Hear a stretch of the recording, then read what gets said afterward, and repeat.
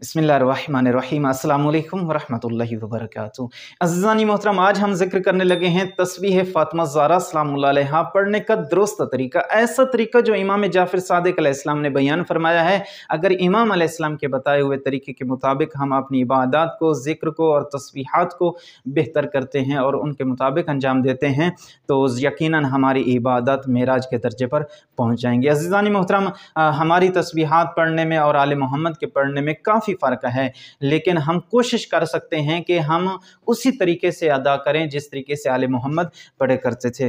तो इमाम जाफ़र सादिक़ अलैहिस्सलाम इरशाद फरमाते हैं कि जो शख्स हर वाजिब नमाज के बाद हरकत किए बगैर तस्बीह फ़ातिमा ज़हरा सलामुल्लाह अलैहा पढ़ता है तो अल्लाह तबारक व तआला उसके ऊपर जन्नत को वाजिब कर देता है।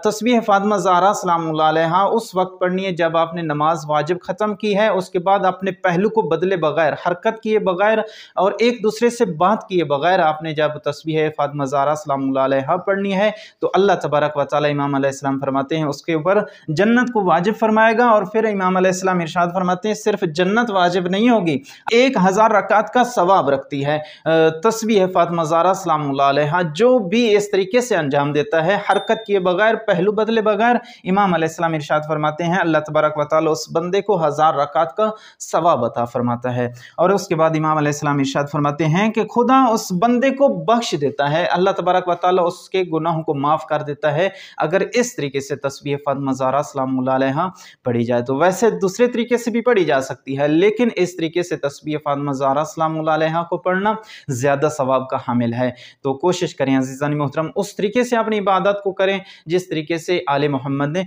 बयान फरमाया है। अगर कोई और सवाल हो तो वो कमेंट में कर सकते हैं। वस्सलामु अलैकुम वरहमतुल्लाहि।